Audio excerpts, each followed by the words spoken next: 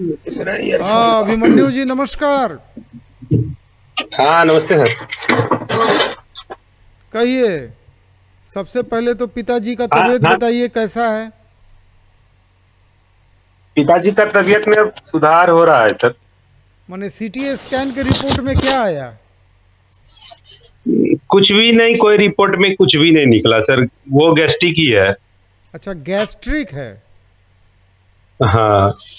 चलिए, और आपकी तबीयत पर एकदम मस्त लग रहे हैं आप, कहीं से कोई कमी हमको तो नहीं दिख रहा है चेहरा से। हाँ ठीक है सर, कल से ठीक है। थोड़ा भाग दौड़ जो हुआ ना, परेशानी बढ़ गया। अरे कोई बात अकेले नहीं। है ना।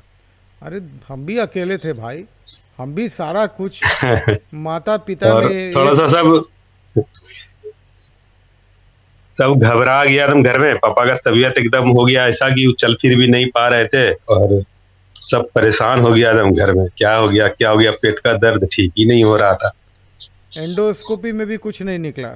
बड़ा कुछ नहीं जानते निकला हैं, सर। जितना जांच लिखा डॉक्टर हम सब करवा सुनिए लिए। ना, बड़ा खतरनाक टेस्ट है एंडोस्कोपी। हमको याद हाँ। है कि 5 साल पहले मेरा खुद एंडोस्कोपी हुआ था।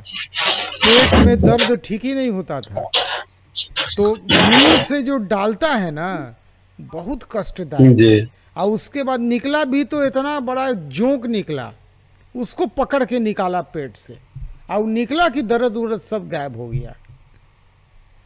पिताजी की एज कितनी है अभी। पापा 80+ हैं सर, और होल लाइफ विदाउट मेडिसिन ही रह गए। और अभी जाकर के परेशानी थोड़ा सा जो है, हमको लगता है दूध दूध जो पी लिए लगातार उधर ना, तो हमको लगता है ज्यादा गैस उनको बना दिया। ओ और माँ। रात का खाना ही है उनका दूध रोटी। ये तो बहुत बढ़िया खाना है, तो हम भी रोज रात में दूध रोटी भुजिया खाते हैं। नहीं, मना कर दिया सर, डॉक्टर मना किया, बोला दूध अभी कंप्लीट बंद कर दो एकदम। अच्छा अच्छा। और कहिए, क्या हाल चाल है। बिजनेस तो आप देख नहीं पाए इतना दिन, लेकिन डिमांड भी इतना दिन नहीं रहा था, हाँ।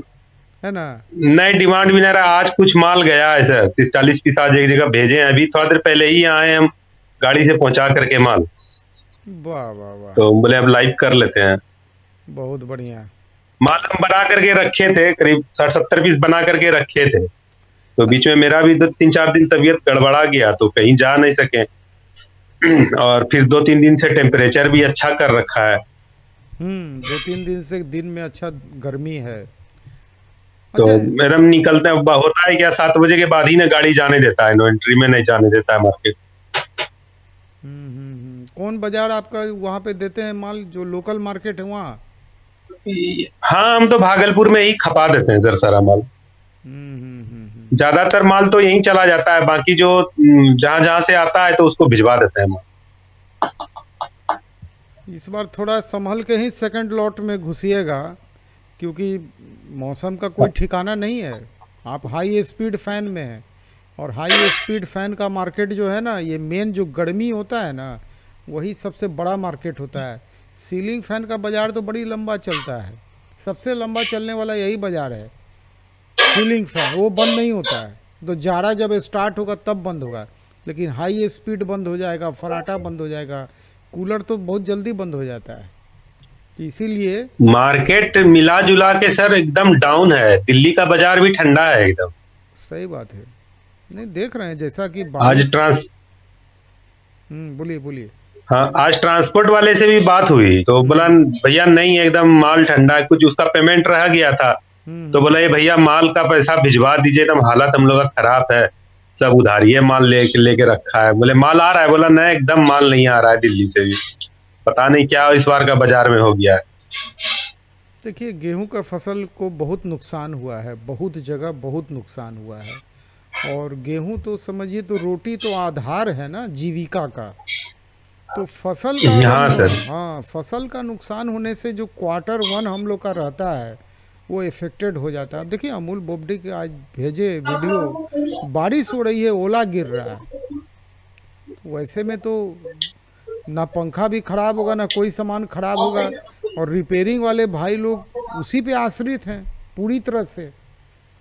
ये सबसे बड़ा उनके लिए माइनस कुछ पॉइंट हो जाता है। इस बार का मौसम का कुछ पता ही नहीं है सर। 12 बजता है ना तो एकदम पंखा जो है कम करना पड़ता है उठ करके। बात सही है। अच्छा, आप कैसे कैसे बिजनेस में आया? बिजनेस के आने के पहले आप क्या कर रहे थे? आज बहुत लोग आपको देखेंगे हम समझेंगे। मेरा तो सर कपड़े का ही ना काम था। यहाँ तो कपड़े का काम है तो कपड़े के काम से ही जुड़े हुए थे सब दिन हम लोग। अच्छा अच्छा। तो वो कपड़ा ही तैयार होता था पहले। अच्छा, वो बंद होने का मेजर वजह क्या हो गया? मेजर हुआ ना सर कि 2020 में लॉकडाउन लगा। तो हम्म। 2 साल तो उसमें रह गया, फिर भैया बीमार हो गए तो हम लोग उसमें भी 2-3 साल उसमें भी रह गए। और खर्च भी काफी हो गया। और 2 दिन जो फैक्ट्री बंद रहा तो उसके बाद से जो है बाजार उठा ही नहीं कपड़े का। हम्म। अच्छा, एक चीज़ अभिमन्यु जी बताइए कि आप एलईडी के बिजनेस में कैसे घुसे? एलईडी के बिजनेस में ना, जिस समय लॉकडाउन लगा था ना सर, उसके बाद से ही वही एक एजेंसी आई थी। तो मेरा एक मित्र था तो उसका भाई उसमें ज्वाइन किया था।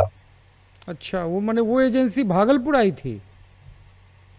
हाँ, भागलपुर आई थी, ये लोग एम्प्लॉय था। तो अच्छा। एकदम हम लोग के बगल में, मेरे घर के बगल में ही मेरा मित्र है, बचपन का ही है। तो उसका भाई उसमें मतलब पहले सिस्का में था। तो हम्म। सिस्का से छोड़ करके इसमें आया।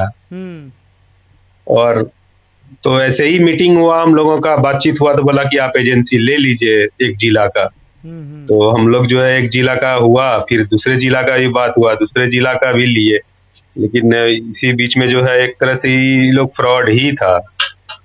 फिर ये लोग को भी जो है मतलब निकाल दिया, ये लोग को भी सैलरी वगैरह नहीं दिया। धीरे धीरे पता चला, हम छानबीन करना चालू किए। हम्म। तो जैसे तैसे माल उल दे करके वो लोग जो है सब इधर उधर ही हो गया। माने जान पहचान के शिकार हो गए आप, सही पूछे तो। हाँ, 10 लाख रुपया टोटल दिए उसमें सर, पानी में चला गया पैसा। बाप रे बाप, 10 लाख चला गया? हम तो कल तक 5 लाख समझ रहे हाँ, थे। 2 जिला नहीं, 5 लाख तो हम यहाँ का लिए थे। और एक गोड्डा जिला है उधर झारखंड में है। हम्म। वहाँ हमारे बहनोई हैं तो हम ही लोग उनको खड़ा करके वहाँ भी ले लिए थे। तो ओहो। टोटल 10 लाख रुपया पेमेंट किए थे। बताइए, वो 10 लाख रुपया यहाँ ये सब बिजनेस में लगता है तो। हाँ, पानी में चला गया सर, वो भी एक लॉस ही हो गया।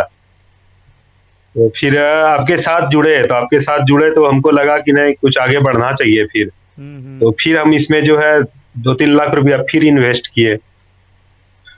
तो बताइए। अभी अब जो है ये दूसरा साल है तो धीरे धीरे जो है इसको देखते हैं, अभी करेंगे। अब कम से नहीं कम तो 5 साल इसको तो देखेंगे जरूर। नहीं नहीं, इसको बहुत लिमिट में चलिएगा। पहले बता देते हैं, बहुत खुल के इसमें मत घुस जाइएगा। आप एपी फैन में हम्म। हाई स्पीड वाला जितना आइटम होता है ना, उसमें हम बता रहे हैं बहुत हम्म। रिस्क फैक्टर इसमें ज़्यादा होता है। मेल का आइटम है, बिकता है, लेकिन ये नंबर 1 सेल में कभी नहीं रहता है। आपको हम हमेशा बोले हैं, अगर यही आप थोड़ा सा रहते, मान लीजिए कि सीलिंग में, बीएलडीसी में, भले मार्केट को डेवलप करने में आपको समय लगेगा। जैसे कल ही एक भाई थे, वो कहीं के थे, वो पूरा फैक्ट्री डाल रहे हैं। तो वो सही है कि सीलिंग फैन में अगर आप जड़ से घुसिएगा, कि अगर पूरा कारखाना सेटअप कर लिए, पेंटिंग यूनिट लगा लिए, तब उसमें स्कोप अच्छा है। क्योंकि उसका सेल बहुत ज़्यादा है, बिक्री टर्नओवर वो बहुत देता है, बिजनेस ऐसा है। देखिएगा, सीलिंग फैन का जो आदमी एकदम जड़ से पकड़ लिया वो नहीं छोड़ेगा। लेकिन जो आदमी हल्का फुल्का कहीं से कुछ लेके जुगाड़ बना के असम्बल कर रहा है, वो सब लोग का काम धीरे धीरे बंद हो जाएगा। कारण है कि जो आदमी फैक्ट्री डाल देगा, उसका कॉस्ट ऑफ प्रोडक्शन जो है नीचे चला जाएगा। और जो लोग हाँ हाँ सर। फैक्ट्री नहीं डालेगा, उसका कॉस्ट ऑफ प्रोडक्शन हमेशा हाई रहेगा।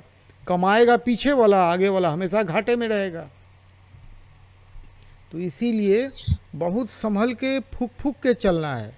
बाजार और डिमांड वो नहीं है जो मुंह से मांगा जाता है। डिमांड असल वो है कि पब्लिक एडवांस जिस दिन करने लगे जिस बिजनेस में, उसको हम रियल डिमांड समझते हैं। वो चीज़ सीलिंग फैन में दिखता है।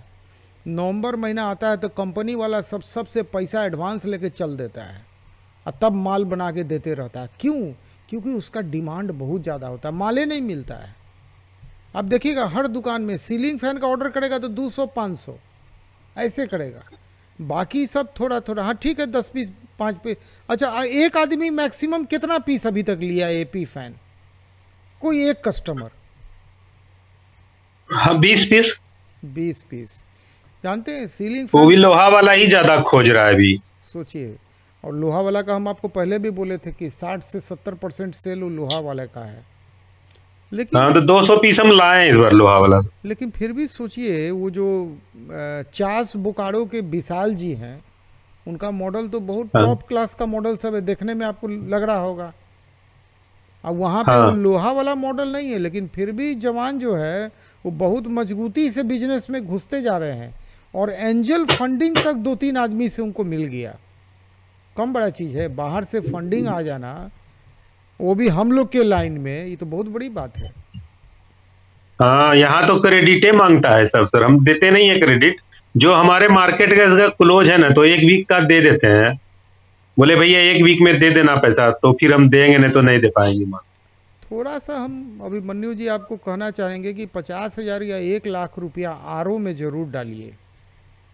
वो बिजनेस धीरे धीरे मजबूती पकड़ता है, लेकिन एक बार पकड़ लेता है ना, जिंदगी भर नहीं छोड़ता है वो कस्टमर आपको, वो लाइफ टाइम कस्टमर। करेंगे करेंगे, उसको भी शुरू करेंगे सर। हाँ उसको, इसी गर्मी में ही शुरू कर देंगे उसको। हाँ एक ज़्यादा नहीं, 25 पीस आरओ से शुरुआत कीजिए। कल जो हम, थोड़ा सा फंडिंग का है सर, थोड़ा है पैसा, 1-2 जगह फंसा हुआ है, आया नहीं है। तो अच्छा, आएगा तो फिर 1 लाख का आरओ मंगवाएंगे। नहीं देखिए, पैसे का प्रॉब्लम सही पूछे तो बैंक से ही सॉल्व होगा। जो कहिए, अपना पैसा लगा के आदमी कितना बिजनेस करेगा। अपना आदमी शुरुआती बिजनेस को शुरू कर देता है, लेकिन बिजनेस को स्केल अप करने के लिए पैसा आदमी कितना लगाएगा, कहाँ से लाएगा? उसके लिए तो बैंक। नहीं देता है सर हम लोग। मेरा तो जिस अकाउंट में सेंट्रल बैंक में अभी भी करंट अकाउंट है ही है, 60-70 लाख का टर्नओवर था साल का कपड़े का, लेकिन नहीं देता है। नहीं देता है, टाल मटोल करते थे, हम लोग छोड़ ही दिए, बोले जो है अपना ही करेंगे। लेकिन हाँ, परेशानी सब दिन बना ही रहा था कि जो है पैसा मंथ के लास्ट में पैसे का दिक्कत होने लगता है। अच्छा, वो कपड़ा वाला में एमएसएमई वगैरह लिया हुआ था? हाँ, एमएसएमई तो हम बहुत पहले से, जिस समय हुआ कि ये मतलब मिलने लगा ऑनलाइन, तो हम उसी समय ले लिए थे। नहीं, अब आप एक स्टेट बैंक में अकाउंट खोल दीजिए। देखिए, सेंट्रल बैंक, अकाउंट पंजाब, है सर, लेकिन सेंट्रल बैंक में है। नहीं नहीं, स्टेट बैंक में खोलिए। स्टेट बैंक का स्ट्रक्चर जो है ना बहुत बड़ा है। आप ही के भागलपुर में हेड ऑफिस है। सोचिए, मेरे फादर हेड ऑफिस में वहाँ पे काम करते थे। सीआरएम, उस समय सीआरएम बोलता था, उसके सेक्रेटरी थे। मैंने 1980 की बात बता रहे हैं, जब हम वहाँ पे तिलका माझी में रहते थे, तब की बात बता रहे हैं। तो स्टेट बैंक बहुत बड़ा बैंक हाँ है। हाँ, वो बैंक अब सर यहाँ से चला गया। वो बैंक यहाँ से जाने से लगभग 5-7 साल हो गया, वो झारखंड चला गया। कोई बात नहीं, हेड ऑफिस वहाँ पे। एसबीआई का जो हेड बैंक था यहाँ। हाँ हाँ हाँ, आप स्टेट बैंक में ही खाता खोलिए, करेंट अकाउंट खोलिए, और कोशिश कीजिए अपने टर्नओवर को बैंक से करना चालू कर दीजिए। 1 साल संघर्ष कीजिए। देखिए, स्टेट बैंक का गवर्नमेंट प्रोग्राम को इम्प्लीमेंट करने का बहुत सरल कंडीशन है। बाकी सब बैंक नहीं सुनता है, चाहे सेंट्रल हो, पंजाब हो, इलाहाबाद के कई लोग बोले कि हमको देखिए ना सीजीटीएमएसी में लोन नहीं मिल रहा है। ये लोग इतना नहीं सुनता है जितना स्टेट बैंक सुनता है। मैंने 5 लाख से तो शुरू पहले कर देता है। वो थोड़ा सा देख लेता है कि आपका टर्नओवर वगैरह 10-15 लाख का साल का हो गया, जो भी ये सब लाइन में टर्नओवर बहुत उठता है ना। अभी तक अगर मान लीजिए, अब बोलिएगा कि बैंक से करने पे टैक्स का सवाल है, ये है वो है, जाने दीजिए। थोड़ा मार्जिन को कम कर लीजिए, टर्नओवर को बढ़ा लीजिए। रेट बढ़ाना सब। एक मिनट, कहाँ से आवाज़ आ रहा है? आप ही की तरफ से आ रहा है। हाँ जी जी। हाँ, तो देखिए, थोड़ा मार्जिन को कम करके टर्नओवर को बढ़ाइए। और टर्नओवर बढ़ाने का मेन मकसद है कि बैंक में टर्नओवर देखता है और कुछ नहीं देखता है। तो बैंक में खाता खोल दीजिए, 11,000 से करंट अकाउंट, और चालू हो जाइए। जो भी पैसा है बैंक में डालिए, और किसी से 1 साल तक मिलिए मत बैंक में जाके लोन के लिए। चुपचाप से, एमएसएमई भी है आपका, ट्रेडमार्क भी है, जीएसटी भी है, ये है क्या? हाँ, जीएसटी तो बहुत जिस समय आया था उसी समय ले लिए थे। तो आप एकदम आंख बंद करके स्टेट बैंक में जो भी कलेक्शन आवे ना, अगला दिन स्टेट बैंक में भेज दीजिए। और नहीं तो कस्टमर को बोलिए ना कि यूपीआई से पेमेंट करने के लिए आप वही करंट अकाउंट को लिंक कर दीजिएगा यूपीआई से। आपको बता रहे हैं खुलते हैं सर एक एसबीआई में। हम तो सोचे थे क्या, इधर हमारे बगल में यहाँ एक है एमएससी ब्रांच ही है, केनरा बैंक है, वो लोग मतलब बोलते हैं खोलिए खोलिए यहाँ नहीं मेरे नहीं यहाँ। नहीं नहीं नहीं, देखिए कैनरा बैंक भी बहुत लिबरल है लोन देने में, लेकिन आप पहले पूछ लीजिए कि हम आपके यहाँ करंट अकाउंट खोलेंगे, मेरा मेन मकसद है हमको सीजीटीएमएसी के तहत सीसी लिमिट चाहिए, आप अगर तैयार हैं तब हम खोलेंगे, नहीं तो हम स्टेट बैंक में चल जाएंगे। पहले जाके वो ब्रांच मैनेजर से मिल लीजिए बगल वाले से। अब बगल में है तो सुविधा है, जमा निकासी बड़ा आसान रहेगा, है ना, जो कैश पैसा आएगा उसको जमा करने में आपको सुविधा रहेगा क्योंकि बगल में है। लेकिन पहले जाके मिल एकदम लीजिए, बगल में ही है, मेरे घर के बगल में है। तब मिल लीजिए पहले जाके, तब तो अच्छा है कि आपके काम को भी वो देखेगा और देख के आगे बढ़ेगा। 5 लाख का लिमिट है वो दे देगा ना, तो 5 लाख का सपोर्ट कोई कम नहीं होता है। और बैंक से मान लीजिए सारे यहीं पे एचडीएफसी वाले भी हैं, वो भी बराबर आते हैं कि मेरे यहाँ खोलिए खोलिए। एचडीएफसी तो हाँ, एचडीएफसी है, कैनरा है, यहाँ पे बैंक ऑफ इंडिया है, स्टेट बैंक है, सब नहीं, यहीं पे है। स्टेट बैंक है तो पहला प्रयास स्टेट बैंक कीजिए। जो आपको जहाँ का आदमी ज़्यादा लग रहा है कि आपसे अच्छा क्लोज रिलेशन है, जहाँ से आपको ज़्यादा लाभ मिल सकता है, वहीं पे जाके खाता खोलिए करंट अकाउंट, और कोशिश कीजिए चुपचाप से सीसी लिमिट लेने का। अब मैक्सिमम लोग सीसी लिमिट का दुरुपयोग करते हैं, कैसे बता देते हैं। बैंक तो 10 लाख 5 लाख ऐसे तुरंत दे देता है सीसी लिमिट, आपका काम देख लेता है, टर्नओवर देख लेता है, सब कुछ देख दाख के दे देता है। और कोई चीज़ गिरवी अटैच नहीं करना है, याद रखिएगा, कोई भी चीज़ गिरवी में नहीं देना है। ये गवर्नमेंट का स्कीम है, बिना कोई गिरवी रखे आपको लोन मिलेगा। गवर्नमेंट ऑफ इंडिया उसका गारंटर होता है। इसको स्पष्ट जान के समझ के, अगर बोले कि नहीं मकान को गिरवी रख दीजिए, बोले नहीं हमको कुछ गिरवी नहीं रखना है, आपको सीजीटीएमएसी स्कीम के अंतर्गत अगर कैश क्रेडिट देना है तो दीजिए, सीधे बात कीजिए, तब हम आपके यहाँ खाता खोलेंगे। नहीं तो मेरा खाता जो है कहाँ जिस बैंक में चल रहा है उसका नाम ले लीजिए, अपने बोलेगा। देखिए बैंक को तो बिजनेस करना है ना, लोन देना है, बैंक की बहुत बड़ी मजबूरी है। अगर बैंक लोन नहीं देगा, 12-13% इंटरेस्ट नहीं लेगा, तो कहाँ से एफडी वाला को पैसा देगा, बचत खाता वाला को देगा। तो बैंक के ऊपर दबाव बहुत रहता है, लेकिन वो देखता है कि कहाँ पे उसका पैसा सेफ है, तो ज़्यादा तो गिरवी वाला पैसा सेफ होता है, या सीजीटीएमएसी उस पे तो तुरंत तैयार देने के लिए लोग। वो काम तो जहर खाने वाला बात हो गया, वो काम तो करने नहीं है जी। अच्छा आपके पास अगर दो ठो मकान है, मान लीजिए जिस मकान में रहते हैं उसको छोड़ दीजिए, एक और मकान है, अगर उस पर आप किराया लगाए हुए हैं उसको आप गिरवी चढ़ा सकते हैं, लेकिन जिस मकान में आप रहते हैं उसी को गिरवी रख दीजिएगा। और कहीं कल को कुछ हो गया ऊंच नीच, तो कहाँ लोग जाएगा। नहीं नहीं, वो तो सर सही बात है, वो तो खैर नहीं करेंगे हम लोग कभी भी। जिंदगी में वो काम नहीं करना चाहिए। देखिए कोई आदमी के अनुभव का फायदा उठाना चाहिए। आज हम क्यों इतना परेशानी का कारण है कि यही मकान को गारंटी में रख लिया बैंक, जो धोखा दिया हमको। लेकिन अब हम हाई कोर्ट पहुंच गए हैं, बात समझे, सिविल कोर्ट से लड़ते लड़ते अब हाई कोर्ट में फाइट कर रहे हैं। वहाँ पे क्रिमिनल केस वहाँ पे अब लॉज हो गया, माने कल की बात है, तो बहुत माने ताज़ा जानकारी है ये। तो हम तो फाइट कर रहे हैं, सुप्रीम कोर्ट तक फाइट करेंगे। लेकिन परेशानी कितना है ये सोचिए, हम कितना ट्रोमा, हाँ परेशानी तो है सर, कितना हम मानसिक प्रताड़ना से गुजरे हैं। याद कीजिए, वो मेरा सावधान बैंक लोन कभी नहीं का वॉल्यूम 1 जो देखते होंगे लोग, वो देखते होंगे कि क्या मेरी उस समय स्थिति थी। 6 महीना तक पैसा के लिए हम मोहताज हो गए थे। अगर हम वापस से यूट्यूब में नहीं आते और एक नया बिजनेस क्रिएट नहीं करते तो मेरी क्या स्थिति होती। तो इसीलिए कहते हैं कि वैसा घर, वैसा मकान को कभी गिरवी में नहीं रखना है जिसमें आदमी खुद रहता हो, नहीं तो फिर वही स्थिति हो जाएगी। और हर आदमी की लड़ाई लड़ने की क्षमता नहीं होती है। बहुत लोग माने सुसाइड कमिट कर लेता है, बहुत लोग। तो उस तरफ नहीं जाना है, अच्छा लोन लेना है। अच्छा लोन वही है जो सीजीटीएमएसी के अंतर्गत मिलता है बिना कुछ गिरवी रखे। अब वो लोन को कभी लौटाना नहीं होता है, ये तो और कितना अच्छा बात है। बाकी आप कोई भी लोन लीजिएगा तो ईएमआई लगा देगा, ईएमआई में उसको लौटाना पड़ेगा धीरे धीरे करके। ये लोन लौटता नहीं है, बढ़ते रहता है। मैंने 5 लाख से शुरू हुआ तो 5 से 10, 20, 50, 1 करोड़, 2 करोड़, अभी 2 करोड़ तक मिल रहा है। लेकिन देखिएगा 1-2 साल के अंदर में 2 करोड़ बढ़ के 5 करोड़ हो जाएगा। तो कितना बड़ा सहारा होता है। अब पूंजी का तो हमेशा दिक्कत होगा। जब आप बिजनेस, अगर आप आगे बढ़ना चाहते हैं तो पूंजी का हमेशा समस्या झेलिएगा। तो इस झमेला को ख़त्म करना पड़ेगा जड़ से, और इसका एक ही उपाय है। आप चाहिएगा कि हम जीएसटी पे रेट माल बेचेंगे तो मेरा रेट बढ़ जाएगा, तो हम रेट और बढ़ा देंगे तो मार्केट से आप बाहर हो जाइएगा, कोई लेबे नहीं करेगा। जिस रेट में लोग ले रहा है उसी रेट में पक्का बिल के साथ बेचिए। भले पीस पे कल 50 रुपया आ रहा था, अब 10 रुपया है, आने दीजिए, कोई दिक्कत नहीं है। पक्का बिल का कीमत बहुत ज़्यादा है, और उसका सबसे बड़ा कीमत आपको टर्नओवर और सीसी लिमिट के द्वारा जब मिलेगा, तो जब पैसा आएगा तो तरह तरह का बिजनेस आप खोल पाइएगा।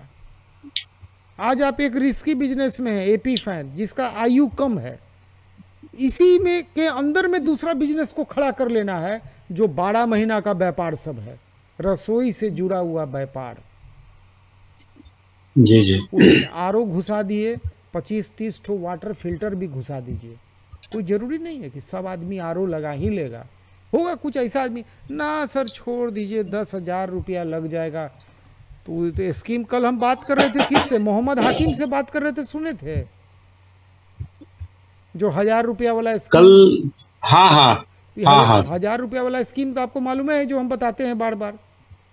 हाँ हाँ हाँ। तो उसी स्कीम को कल हम मोहम्मद हाकिम को समझा रहे थे कि अगर 25 आरओ लगा दिए, इंस्टॉल कर दिए, तो अगला महीना 25,000 तो आ ही जाएगा ना 25 आदमी से, क्या? हाँ बिल्कुल। और 25 आरओ से अगर 5 आरओ और उसमें ऐड कर दिए तो फिर अगला महीना 30,000 आ जाएगा। हम बड़ा अच्छा फार्मूला बनाए हैं एक ठो, और मैंने 1 साल तक कोशिश ये रहेगी कि उससे पैसा नहीं निकालना है। जो कलेक्शन आ रहा है उसी में इन्वेस्ट कर करके कंज्यूमर को बढ़ाना है। तो देखिएगा 1 साल में 60 आदमी हो जाएगा, मेरा कैलकुलेशन है। 1 साल में अगर 60 आदमी हो जाएगा तो 60,000 महीना आने लगेगा, और तब आपका पूंजी भी टोटल 1 लाख लगाया हुआ रिटर्न आ जाएगा। अगर उसको बिजनेस में बढ़ा दिए तो 1 लाख 2 लाख महीना का कलेक्शन आने लगेगा। और ये जितना लोग 1 साल में पेमेंट करके फ्री होगा, वो 500 रुपया दे के सर्विस कराने लगेगा। फिर चूंकि सर्विस का तो आप आदत डाल दीजिएगा ना, लत लग जाएगा। देखिए, अच्छे चीज का आदत पड़ जाना अच्छा है। यहाँ पे तो कोई खराब बात हम लोग कर नहीं रहे हैं, कोई जुआ खेलने की बात तो नहीं बोल रहे हैं किसी को। अगर हर महीना आरओ का सर्विस हो, टंकी की सफाई हो, प्री फिल्टर साफ हो, तो मेम्ब्रेन का आयु बहुत बढ़ जाएगा। मेम्ब्रेन तो 5 साल के 10 साल चल जाएगा, क्योंकि उसमें गंदा जेबी नहीं करेगा। और जब आदमी को आदत पड़ जाएगा तो 12 महीना फ्री सर्विस, उसके बाद तो लाइफ टाइम 500 रुपया दे के सर्विस कराते रहेगा। अरे महीना में एक बार सर्विस करा दिए, एकदम चकाचक। आरओ में मेंटेनेंस का काम लगा रहता है, कभी कुछ स्पेयर पार्ट से पैसा बनते रहता है। इस काम में अगर एक बार घुस गए और मेंबर का लाइन लगने लगा, तो ये इतना बड़ा काम है कि इस काम से बहुत काम खुलते चला जाएगा। और रसोई से जुड़ गए, रोटी मेकर भी कुछ बिकते जाएगा। एक वो बिका, एक कद्दू हो गया, 600 रुपया से सीधे 1500 में बिक गया, पूंजी बना देगा। लेकिन ये सब सीजनल बिजनेस है, जब सीजन आया इसको भी थोड़ा थोड़ा ऐड किए। लेकिन किसी भी बिजनेस में बहुत ज़्यादा नहीं घुसना है, थोड़ा थोड़ा सबका टेस्ट रखना है। पैसा को छितरा के व्यापार का मज़ा लेना है। सबसे पहला काम, बैंक से बात कीजिए। आपके यहाँ हम करंट अकाउंट खोलेंगे, हम एमएसएमई हैं, जीएसटी हैं, ट्रेडमार्क होल्डर हैं, और मेरा अपना कारखाना है। आइए देखिए, हम आपके यहाँ करंट अकाउंट खोलना चाहते हैं, लेकिन मेरा मकसद स्पष्ट है। हमको सीजीटीएमएसी स्कीम में कैश क्रेडिट चाहिए। बोलेगा कि जानते हैं पहला कैश क्रेडिट जो हमको मिला था कैसे? बैंक वाले मेरे यहाँ आए थे, एक ही दिन में काम देखे और 5 लाख रुपया का अगला दिन कैश क्रेडिट दे दिए। उसी दिन करंट अकाउंट खुला, अब 5 लाख का कैश क्रेडिट हमको मिल गया। वो मेरा कामें देखे तो एकदम गदगद हो गए। स्टेबलाइजर का धमाकेदार कारखाना था, वही देख के खुश हो गए, बोले कि यहाँ पे तो कोई रिस्क है ही नहीं। और 5 लाख फिर 15 लाख हुआ, फिर अंतोगत हुआ 32 लाख अंत में हो चुका था, जो अंत में इंश्योरेंस वाला के नहीं देने के चलते डूब गया। अब वही 5 लाख घूस देते थे तो मेरा कारखाना चलते रहता, फिर हमको क्लेम का 45 लाख मिल जाता, लेकिन घूस देने के लिए हम लोग तैयार नहीं थे, क्योंकि हम लोग के ब्लड में उचित था ही नहीं, हमारे बाबूजी सिखाए नहीं थे कभी घूस देना। जी बिल्कुल सही बोल रहे हैं। थोड़ा सा जाइए, कल बैंक खुला है, एक बार जाके बात कीजिए, कनाडा बैंक से बात जाएंगे सर, बात करेंगे जाकर के। बात कीजिए, और उसके बाद अगर देखिए कोई आदमी अगर तुरंत आपको दे दे लिमिट तो बहुत बढ़िया। और तब ज़्यादा पैसा आरओ में नहीं लगाना है। मान लीजिए 10 लाख का लिमिट मिल गया तो ये नहीं कि आरओ 5 लाख लगा दिए, नहीं, 1 लाख लगाना है। पैसा रखना है, बैंक में रहने दीजिए, इंटरेस्ट नहीं लगेगा। ऐसा नहीं कि 10 लाख दे दिया तो 10 लाख पे सूद चालू हो गया, नहीं लगता है। जो निकालिएगा ना सूद खाली उतने पे लगेगा। कितना बड़ा फायदा है। अब फिर मान लीजिए कलेक्शन का पैसा जो एपी फैन से आ रहा है उसको जमा करते रहिए बैंक में, तो सूद एकदम घट जाएगा। हमेशा जो इस्तेमाल कीजिएगा उसी पे सूद लगेगा। जितना बातचीत आपसे किए ना, इसको अभी 41 लोग सुन रहे हैं, इस सबके फायदे की बात है। जो लोग जहां हैं वहां पे इस चीज को इम्प्लीमेंट करें और व्यापार को आगे बढ़ाएं। व्यापार में पूंजी की समस्या उसी को बनी रहती है जो आगे सब दिन जो आगे बढ़ना चाहता है। जो आगे नहीं बढ़ना चाहता है उसको पूंजी का कभी दिक्कत नहीं होता है। दिक्कत उसी को होता है, हम जैसे लोग को, जो खूब आगे बढ़ना चाहते हैं, तरक्की करना चाहते हैं। 2 किताब लिखे, आज 50 किताब, तो प्रॉब्लम तो होगा। अब 50 किताब को मेंटेन करना, 50 किताब 12 भाषा, समझ रहे हैं। प्रोडक्ट कितना है, 600 प्रोडक्ट हम कंट्रोल कर रहे हैं आज के डेट में। 600 प्रोडक्ट को कंट्रोल करना आसान है? नहीं तो और अभी भी मन में इच्छा है कि अगला 10 किताब और लिखेंगे, ये मन में ललक है। टारगेट है कि पहले सेंचुरी पीटना है, 100 किताब अपना निकल जाए। इतना ज्यादा बिजनेस को खोल देना है कि जिसको मन करे जो बिजनेस करने करे। माने आपका पैसा सेफ हो जाएगा। जितना ज्यादा आप छितराएंगे ना, मान लीजिए 10 लाख एलईडी में लगा दिए, डूब गया। 10 लाख को 10 बिजनेस में लगाए रहते तो 1 लाख ना डूबता। लेकिन आपका 10 का 10 डूब गया। 9 लाख जिंदा रहता ना, 9 लाख जिंदा रहता तो 1 लाख डूबो करता तो आपको सेहत पे कोई फर्क नहीं पड़ता। ये 9 बिजनेस प्रॉफिट से वो 1 लाख को फिर खड़ा कर देता, नहीं कर देता। हाँ बिल्कुल, यही गलती हो गई। और वो भी आप एलईडी में चले गए, जो कि सबसे रिस्की बिजनेस था। उसमें 10 लाख, हमसे जितना इंक्वायरी दिन भर आता है, बोलता है सर कितना लगाएं पहले। हम बोलते हैं बहुत लगाने का मन है तो 50,000, तो सर 5 लाख लगा दें। हम बोले पैसा आपका है, जाइए कहीं पे गरीब को दे दीजिए, किसी को खिलाइए पिलाइए, वो ज़्यादा अच्छा। ऐसे काहे कहते हैं सर? हम बोले इस बिजनेस में पैसा डूब जाता है, लेकिन बिजनेस जरूरी है, थोड़ा सा रखना है, क्योंकि ये कस्टमर देता है। चलिए, आज बहुत बातचीत हुआ आपसे। हाँ सर, कल फिर बातचीत होगी, दूसरे को भी मौका दिया जाए। हाँ ठीक है, ठीक है, ओके, नमस्कार। नमस्ते सर। वाह, अभिमन्यु जी से आज बहुत लंबी चौड़ी बातचीत हुई, लेकिन इस लंबी चौड़ी बातचीत में बहुत काम की भी बातचीत हुई है। अब मेरा मकसद था कि बातों ही बातों में बहुत चीज़ आप लोग को बता दें। देखिए, मेरा मेन फोकस हमेशा एक ही है, हम चाहते हैं आप लोग का बिजनेस आगे बढ़े, और एक बिजनेस में आप लोग नहीं रहें, आप लोग अनेकों बिजनेस में आएँ, पूंजी को काट काट के। और पूंजी कहाँ से आएगा? पूंजी तो सर बैंक ही देगा, दूसरा कोई नहीं दे सकता है। अपना पूंजी कितना आदमी लगाएगा? एक लिमिट है, सीमा है। और बैंक से पैसा तभी मिलेगा जब बैंक के रूल को फॉलो कीजिएगा।